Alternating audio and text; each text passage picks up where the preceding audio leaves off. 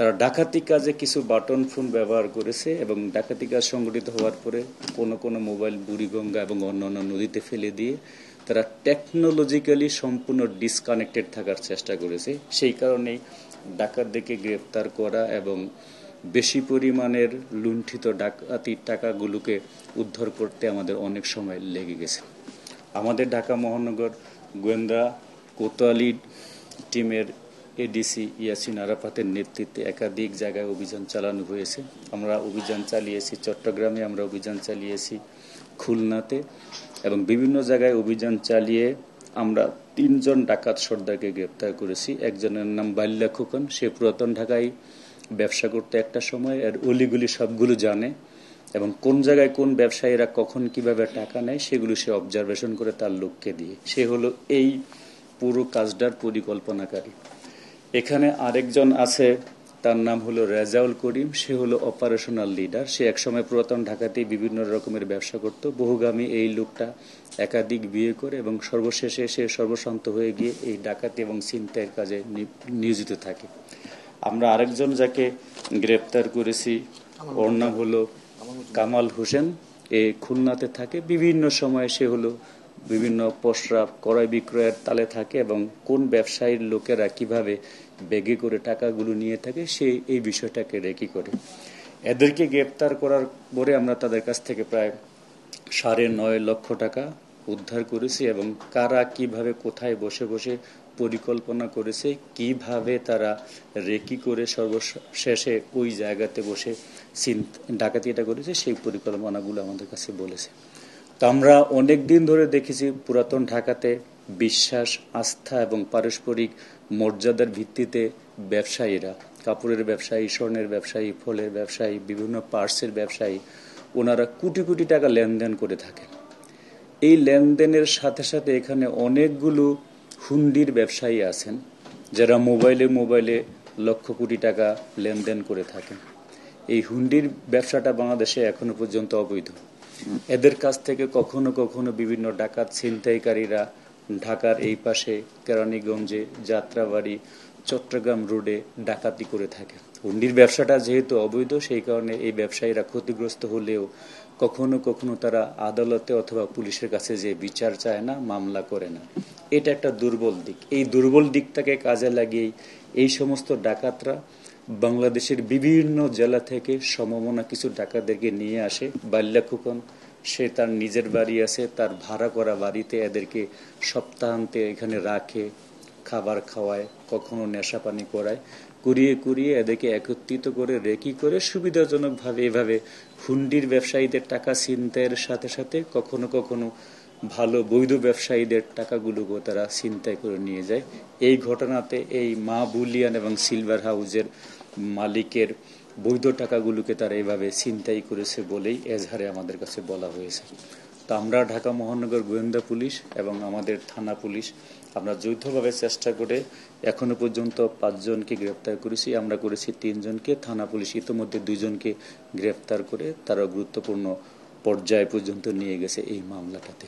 তো আমরা বলে থাকি, যারা এরকম হুন্ডি ব্যবসা করে থাকেন, এটা যেহেতু আইন স্বীকৃত না, সেই কারণে ডাকাতরা চাইলেই আপনাদেরকে ভিক্টিমাইজ করার চেষ্টা করবে। সেই কারণে আপনারা এই অবৈধ ব্যবসাকে পরিহার করে দেশের অর্থনীতিকে সুস্থ ধারায় নিয়ে আসার জন্য সহযোগিতা করবেন, এটা আপনাদের প্রতি অনুরোধ। এবং যদি কখনো কখনো তারপরও আপনারা ক্ষতিগ্রস্ত হয়ে যান, বিষয়টাকে চেপে না রেখে এটাকে আমাদেরকে অবগত করুন এবং মামলা রুজু করুন, তাহলে আমরা ইনভেস্টিগেশনের সুযোগ পেতে পারবো। এই হলো একটা দিক। অন্য দিকটা হলো সচেতনতার বিষয়। যখন ডাকাত বা ছিনতাইকারীরা নিরস্ত্র থাকে, তাদের 1-2 জনকে যদি আমরা সবাই প্রতিহত করার চেষ্টা করি, তাহলে কিন্তু তারা এই মানুষের সচেতনতার কারণে ভীত হবেন এবং এই ভীতির কারণে তারা ওই এলাকা পরিহার করবেন। আজকে হয়তো বা আমাকে ছিনতাই করেনি, ডাকাতি করেনি, কিন্তু সবাই যদি আমরা চোখ বুজে ঘটনাগুলোকে দেখতেই থাকি, তাহলে হয়তোবা পরের দিন আমিও ভিক্টিমাইজ হতে পারি। এই কারণে আমরা অনুরোধ করব, নিরস্ত্র ডাকাত বা ছিনতাইকারীদেরকে সবারই প্রতিহত করা উচিত। এটা একটা। অন্য দিকটা হলো, এখনকার প্রযুক্তির এই যুগে সিসি ক্যামেরা স্থাপন করা খুব এক্সপেন্সিভ বা দুঃসাধ্য কোনো বিষয় না। সবার ব্যক্তি নিরাপত্তা, প্রতিষ্ঠানের নিরাপত্তা এবং অর্থনৈতিক নিরাপত্তার স্বার্থে সিসি ক্যামেরাগুলোকে স্থাপন করা এবং সেগুলো যাতে করে রেকর্ড সংরক্ষিত হয় সেই বিষয়গুলো মাঝে মাঝে ভেরিফাই করার জন্য আমরা নগরবাসী, ব্যবসায়ী সম্প্রদায়কে অনুরোধ জানাচ্ছি। আমরা ডাকাতদেরকে গ্রেপ্তার করেছি, তাদের কাছ থেকে বিস্তর তথ্য জানার জন্য আমরা ইতিমধ্যে তাদেরকে 5 দিনের পুলিশ রিমান্ডে এনে অনেক তথ্য পেয়েছি। পুরো নেটওয়ার্কটা আমাদের কাছে আবিষ্কৃত হয়েছে। তারা ইতোপূর্বে কখন, কোথায়, কিভাবে আরো ডাকাতি ছিনতাই করেছে সেই সম্পর্কে আমরা বিস্তর তথ্য পেয়েছি। আমরা বোধ করি এই ডাকাতদেরকে গ্রেপ্তারের মধ্য দিয়ে সামনে যে ঈদুল আজহা আসতে যাচ্ছে সেখানেও আরো অনেক লেনদেন হবে, সেক্ষেত্রেও ব্যবসায়ীরাও সতর্ক হবে এবং অন্য ডাকাতরাও ভয় পাবেন। আমাদের মেসেজ হলো, যারা অপরাধ করবেন বাংলাদেশে অথবা বাংলাদেশের বাইরে, আমাদের সক্ষমতা আছে, আমাদের আন্তরিকতা আছে, তাদের প্রত্যেককেই আইন আমলে নিয়ে এসে সঠিক বিচারের জন্য তাদেরকে আমরা দাঁড় করাতে পারবো ইনশাআল্লাহ। আমরা জেনেছি এই ডাকাতি তো করে এরা অনেক দিন ধরে, এরা সবার সামনে দিনে দুপুরে বেলা করে এবং এদের ডাকাতিটা সাধারণত শুক্রবার বা শনিবার হয় যখন মানুষজন একটু কম থাকে।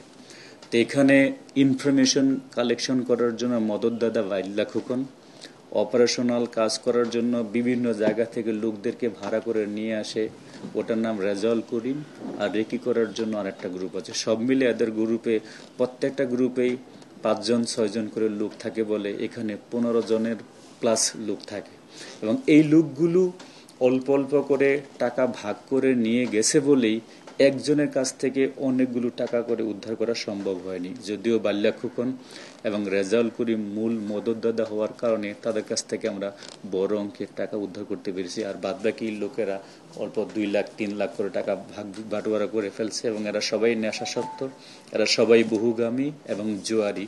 সেই কারণে তাদের কাছ থেকে একত্রে মোটা অঙ্কের টাকাটা উদ্ধার করাটা দুষ্কর হয়ে পড়েছে। না, ওনারা একটা হলো স্বর্ণের ব্যবসা করেন এবং ওনাদের ফলের ব্যবসাও আছে।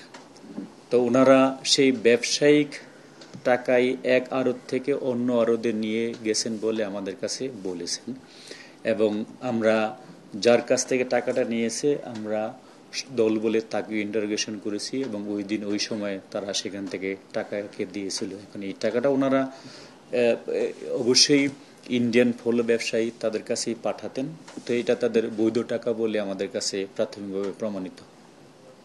হ্যাঁ, এটা বিস্ফোরক না, আমাদের এই যে রিপিটিশন অফ দ্য ক্রাইম, আমাদের এই দেশে যারা ছিনতাই করে একাধিকবার ছিনতাই করে, যারা জাল টাকা বানায় একাধিকবার জাল টাকাই বানায়, যারা ডাকাতি করে একাধিকবার ডাকাতি করে, যারা মাদক ব্যবসায়ী একাধিকবার মাদক ব্যবসা করে, তারা ধরা পড়ে আমরা সুন্দর করে এরকম করে সিসিটিভি ফুটেজ, ডিজিটাল এভিডেন্স, সমস্ত এভিডেন্স সহ তাদেরকে প্রেরণ করি। তারা হাজতবাস করে, একটা পর্যায়ে বৈধ প্রক্রিয়াতেই আইনসম্মত উপায়ে তারা জামিন নিয়ে আসেন, কিন্তু তাদের ভিতরে কোনো সংশোধনী হয় না, তাদের ভিতরে কোনো পিউরিফিকেশন হয় না, রিডেমশন হয় না। এটা আমাদের ন্যাশনাল ব্যর্থতা। আমাদের সোশিও ইকোনমিক পলিটিক্যাল অনেক কারণেই এদের পুনর্বাসিত হয় না, এদের পুনর্বাসিত এরা নিজেরাও করেন না, সেই কারণে এদের শিক্ষার ব্যবস্থাটাও হয় না এবং এদের ভিতরে মনোজগতের পরিবর্তনটা হয় না। এই পরিবর্তন সাধন করার জন্য এককভাবে আমরা দায়ী না, সোসাইটির অন্যরা দায়ী, জেলখানার লোকেরা দায়ী, কলিগরা দায়ী, আপনারা আমরা সবাই মিলে দায়ী। এই কারণে এরা একাধিকবার ধরা পড়ে, একাধিকবার ছাড়া পড়ে। আমরা আইন আমলে নিই, সেই রেফারেন্সগুলো আমাদের কাছে আছে। আমরা ইতিমধ্যেই বলেছি, এই ঘটনার জন্য যিনি ছিলেন পুরাতন ঢাকার বাল্যা খোকন, উনি ওইখানকার স্থানীয় লোক, ছোটখাটো ব্যবসাও করতেন, সেই জানতো যে এইভাবে কে কারে করে। এই ঘটনার ওই সময়ে কিন্তু সে দূরে থেকে তথ্য দিয়ে দিয়ে সহযোগিতা করেছে এবং সে মূল টাকাটা পেয়েছে।